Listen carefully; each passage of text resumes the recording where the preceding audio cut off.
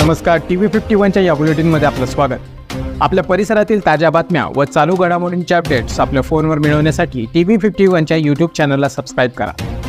बातम्यांचे नोटिफिकेशन्स मिळवण्यासाठी बेल आयकॉनवर क्लिक करायला विसरू नका.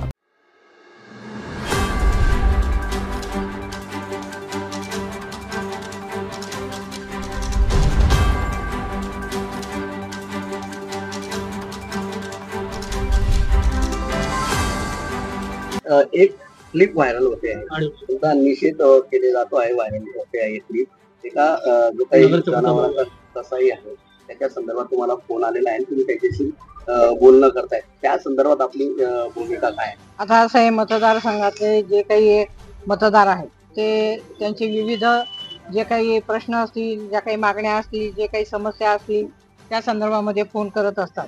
त्याच पद्धतीने हा देखील फोन आला आणि फोन आल्यानंतर मी त्यांना सांगितलं की तुमचा प्रश्न काय आहे. त्यांनी सांगितलं की बाबा ते काहीतरी कॉटन मार्केटमध्ये काही माल आलेला आहे आणि ते सोडवला जात नाही. तर मी त्यांना म्हटलं की कसला माल आहे, काय आहे, मला तुम्ही पूर्ण माहिती द्या. पण ते देत नव्हते. आणि मग मी म्हटलं मी SP साहेबांशी बोलते, तिथे जे काही पोलीस अधिकारी आहेत त्यांच्याशी बोलते, कारण काय प्रश्न आहे तोच न समजल्यामुळे मी सातत्याने विचारत होते आणि त्या संदर्भामध्ये मी बोलले. कारण काय असतं की अनेक काही रुग्ण असतात, काही ॲक्सिडेंट असतात, असे पण फोन येतात, आपल्याला ते फोन उचलावेच लागतात. मोठ्या प्रमाणात टीका होते या संदर्भात. नाही, सोशल मीडियावरती जे काही टीका करणारे आहेत ते आपल्या सगळ्यांना माहिती आहे की कोण टीका करणारे आहे. तर मी त्याच्याबद्दल काही भाष्य करणार नाही.